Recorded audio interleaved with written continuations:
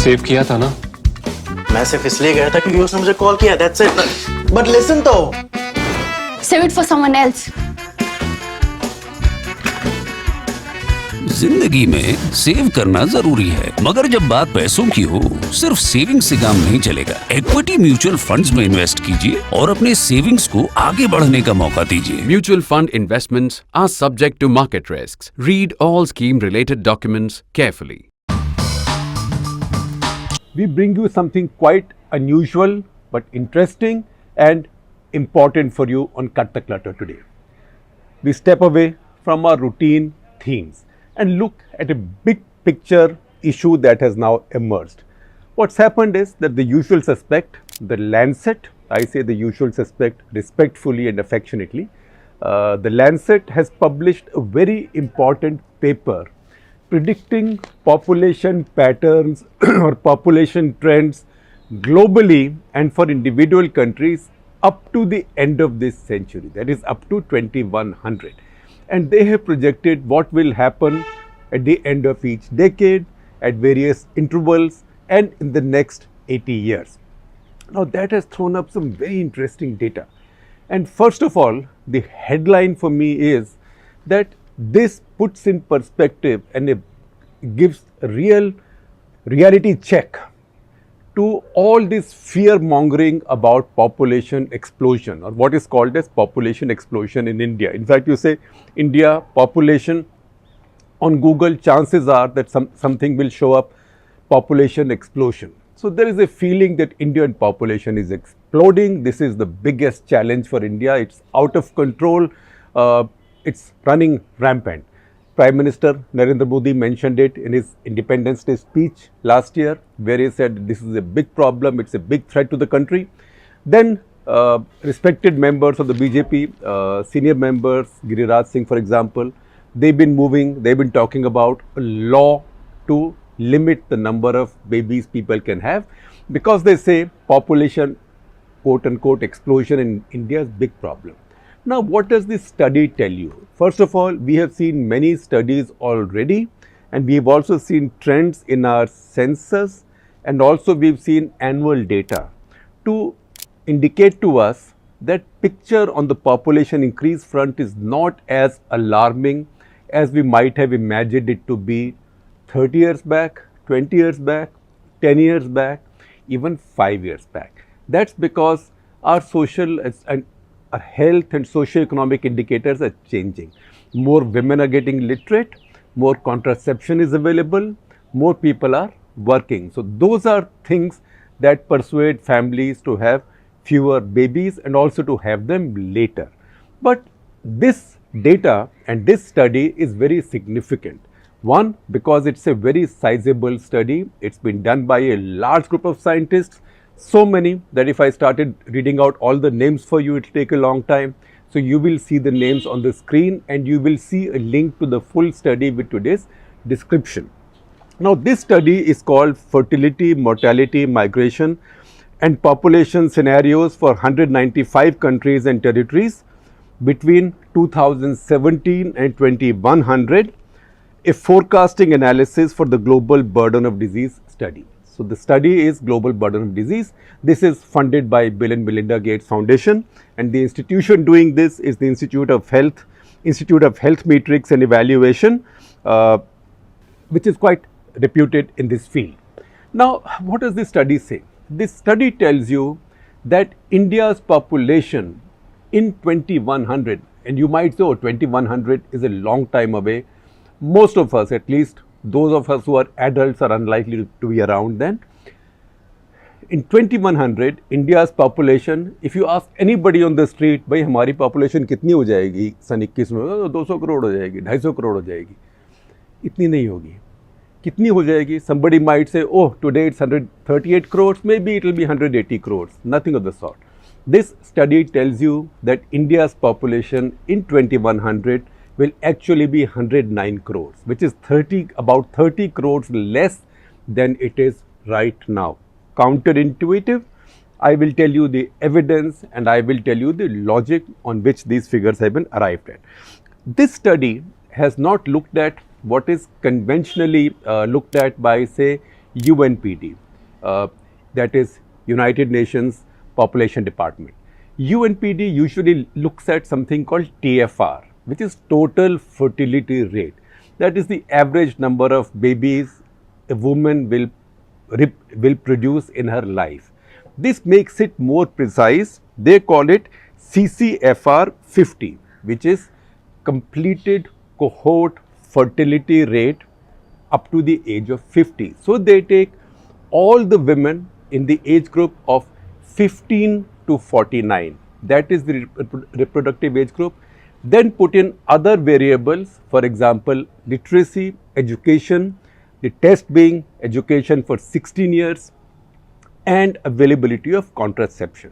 And then you see how this will change over the next 80 years and then arrive at the figure. So following that logic and that formula of CCFR at 50, that is completed cohort fertility at 50, they have arrived at these figures. Now, what is TFR? We told you total number of babies a woman on an average will produce in a population in her reproductive lifetime. A number of 2.1% TFR per year would take you to replacement value of your population, which means if your TFR is less than that, then you are not replacing those in your population who are dying. India's TFR at this point is 2.4%. So India is still adding more than are going away. So India is replacing more than is needed just to maintain this population level. That's why India's population will still keep going up for some time. But in 2100, India's TFR, total fertility rate, even if you go by the current conventional calculations, it will be 1.29. That is what this study says. That's why India's population, according to this study, will now keep rising, rise much slower than we would have imagined earlier, will rise much slower than in our folklore we believe it is rising right now. So by 2048, India will reach its population peak of about 160 crore people. Once India gets to that, India will then begin to decline, because then India's fertility rate will begin to decline, because by that time education, contraception, other things, everything is changing. India's total fertility rate is going down every year. So by 2048, then a turnaround will begin and India's population will start going down. So 2100, India will be 1.09 crores, not 1.9 crores, don't make that mistake, 109 crores, 1.09 billion. China will be 73.2 billion. So China, which is today 140 plus crores or 1.41 billion, China's population will peak in 2024, just as India's peaks in 2048.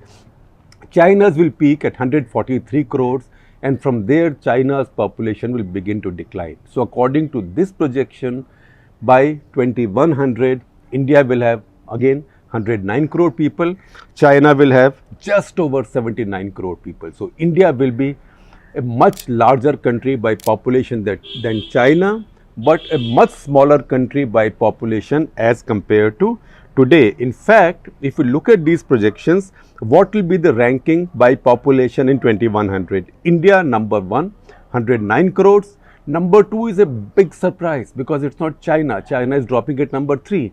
Number 2 is Nigeria at 79.1%.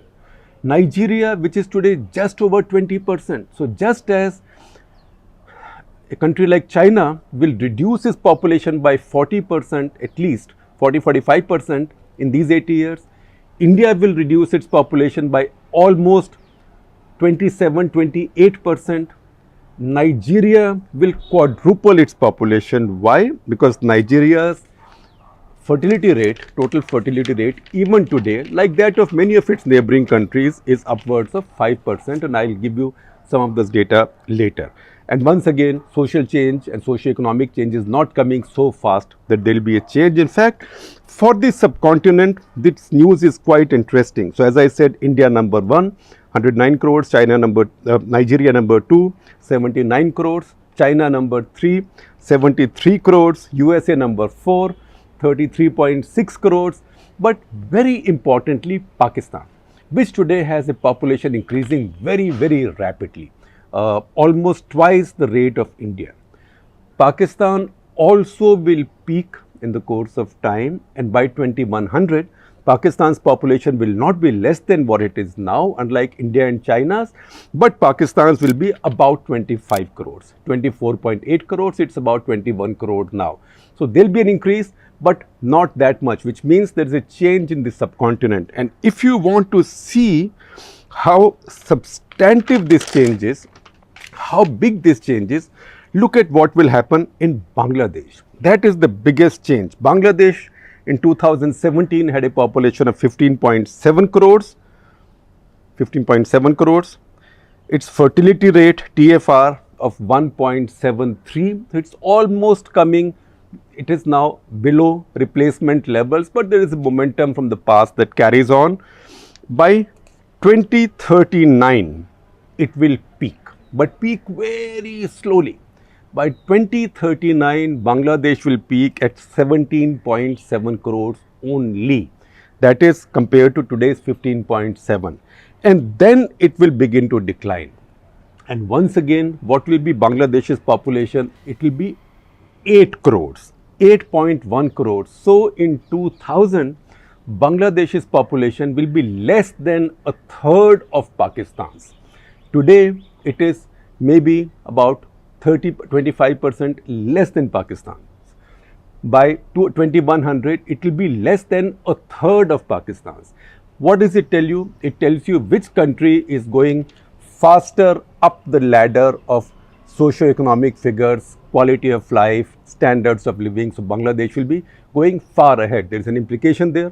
There are lots of people here who think Bangladesh is, all this, I hate to say these things, but this metaphor is used. Bangladesh is produced like rabbits and they are all coming into India. The fact is that Bangladesh's population is now rising much more slowly than even India's. And in the period of time when India reduces its population by 25%, Bangladesh will reduce it by almost 50%, in fact more than 50% from the peak. Also, Bangladesh will peak in 2039, India will continue rising till 2048, and in fact, as things stand, maybe because this study also looks at mortality, it looks at fertility, it also looks at migration, because countries which are short of people then and which are short of labor will then be thinking about allowing migration from outside. So countries with higher population or faster population growth will then be candidates for exporting labor to countries with rapidly declining populations. Bangladesh, mind you, will be one of them. So this is how the world is today changing. Now you can add all the various variables. There are uncertainties, we don't know what will happen, but just look at some basics according to this report. Number one, look at India. 2017, India's population estimated at 138 crores with a total fertility rate of 2.14%. By 2100, as we know, we expect it to come down to 109 crores and TFR, total fertility rate of 1.29%, peaking in 2048 at 160 crores. Now that should be India's target, one, to flatten that curve. That's very important. But I do believe that the way India's socio-economic indicators have changed and the way awareness is coming into India, I think India will never reach 160 crore now. India will flatten that curve for sure. Because our experience tells us that we Indians are very wise people, and over the decades we have proven the population doomsayers wrong. Remember in 1951 our TFR was upwards of 5, the same level as Nigeria is now. And if we were still there, then at that level, we would have quadrupled our population by 2100. So India has made very big strides which were unexpected, without coercion, without forced sterilization, without disincentives, without anything, because people are becoming smarter and women are becoming better educated and women have access to more contraception. So those are the big changes right now in India. Pakistan, estimated 2017 21.4 crores, peak 24.8 crores in 2100, the peak of 31.4 crores in 2062. So once again, the later you peak, the worse it is for you. So you have to not just flatten the curve of how high you reach and how steeply you reach, but also when you reach your peak. So the earlier you reach your peak is, the better it is. So Bangladesh, China 2024 in the region is the best. Bangladesh 2039 is excellent. India 2048 is good but can be a lot better. There is still almost 3 decades left for that and there is much work to do. Pakistan 2062 is not looking so good compared to others, but once again, even Pakistan is not going to have an uncontrolled booming population like much of sub-Saharan Africa. Nepal, look at a country like Nepal, which we see as a very poor, underdeveloped country. It's a wrong stereotype. These are scars on our minds. Nepal 2017 population 2.9 crores, estimated to go down to 1.8 crores. That low. China, we've told you about already. It today has a total fertility rate of about 1.53%. It's going down further, will go down to 1.35, 1.4. So that's how it will not be replacing its population. Its numbers will be going down. So these are the big changes that are happening around the world. Nigeria, we told you, has a total today TFR of 5.11. Again, countries in the same region, Mali has 6.02, Niger has 7.08. These populations will boom for the next 30, 40, 50 years. Chad has 6.72. So this study, on the other hand, the Lancet believes that the world population, global population will peak in 2064 at 9.64 billion. 964 billion people all over the world, but by 2100 it would have declined to 8.64 billion or 864 crores. And how does the difference come in? Because they say that their calculations show that sub-Saharan Africa will have 70 crore people fewer than what the UNPD shows, and South Asia will have 58.4% people fewer. Now these two regions are the population engines of the world. World population, the train of world population runs on these two engines, Sub-Saharan Africa and South Asia. South Asia actually is making a much bigger improvement than most people would have imagined. It's quite pleasantly counterintuitive. India now, compared to how the populations will go, India's population will be 51% lower from its peak. Now this will have many implications. So I am also sharing with you a statement by Population Foundation of India on what lessons it has for India, what cautions it has for India, and what do we need to do. So one of the things that will change is working age population. India is today a very young country. Our average age is 29 years.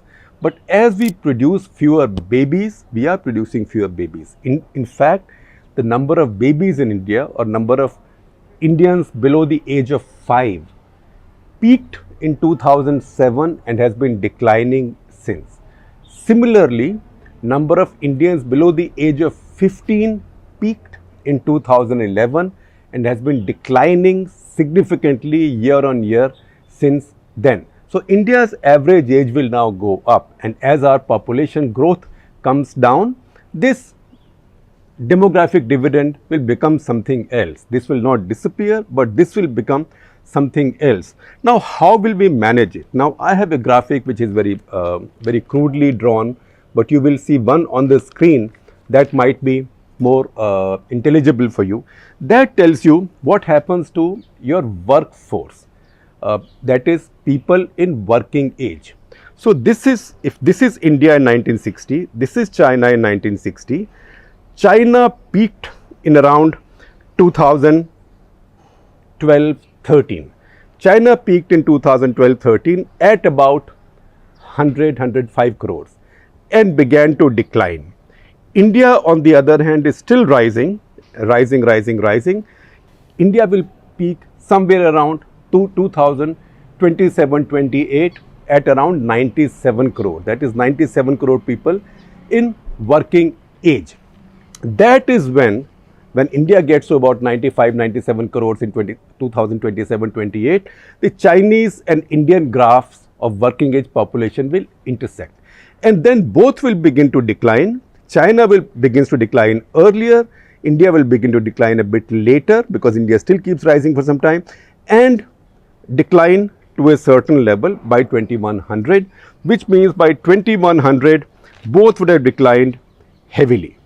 So if you again go to this Population Foundation of India statement, it says that in 2017 India had 76 crore people who were working class or working age adults. That number in 2100 will come to 58 crore. So India will have much fewer working people and many more people who will be depending on them. So India's dependency ratio will then go up. So to give you one larger indicator, by 2100 we are likely to have more people over the age of 80 years than people below the age of 15 years. So that is what happens when a society ages and when its dependency ratio goes up. Now different societies have handled it differently. The Japanese, the most unconventional, because they also don't like immigration, because they are very possessive about their racial, cultural, linguistic homogeneity.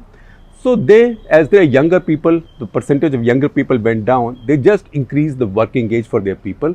So the number of people, the percentage of people who might have fallen in their below 65 workforce, they just added by increasing their above 65 workforce. So people older than 65 are now working in Japan. That is the way they have handled it. Now, how does India handle it and how do other countries handle it? So the study also talks about one more thing, which is immigration. Now, how will America keep its population more or less constant by that time? Because America also is not producing babies at replacement levels. That's because America is a country that likes immigration. So they will allow immigration, Britain will allow immigration, and then you will see how that will have other impacts going ahead.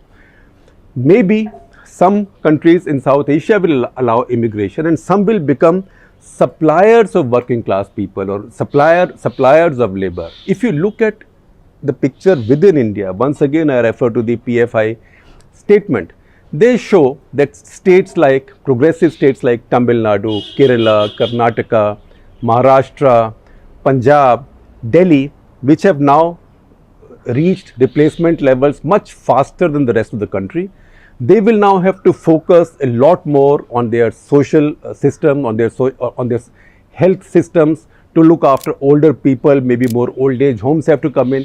Whereas states like Uttar Pradesh, Bihar, etc., which still have this population situation out of control, they will then become sources of labor and working people as internal immigration suppliers within the country, because India is a continental sized country. Now looking at all this, this study also tells you how the various economies may stack up in the next 80 years. So 2017, if you see the global rankings, it's US, China, Japan, Germany, France, India, Brazil. India at number 7, Brazil at number 8. 2030, it will not change so much. In fact, it will remain more or less the same. So it will be US, China, Japan, India. India now goes to 4 from 7. US, China, Japan, India, Germany, UK, France, Brazil. 2050, a big shift takes place. It will be China, that they'll become number 1. China, US, India. India will be number 3. Will be number 3 now.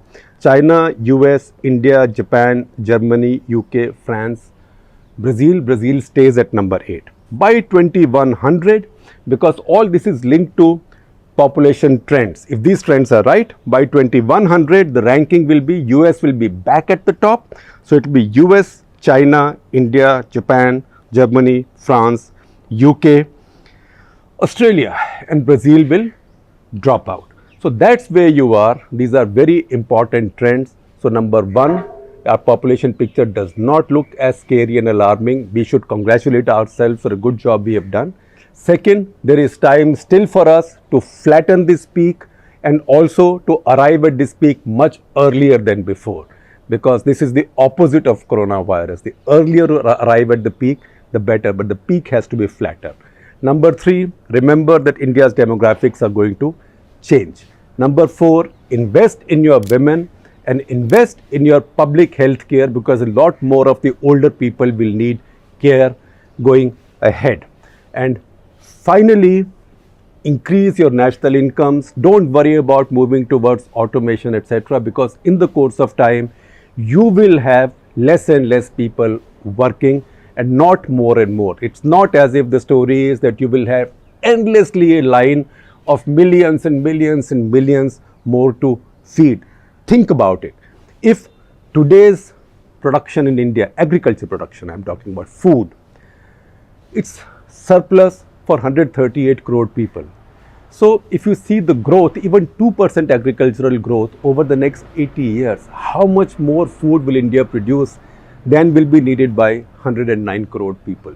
So stop worrying so much about numbers. This is not the 60s anymore. This is not the 70s anymore. Stop worrying about coercion, about laws for birth control. Indians are smart people. We Indians are doing it. So prepare for this new future whereby we can turn it to our advantage rather than suddenly discovering that what we called as demographic dividend is now gone and a demographic liability has come in.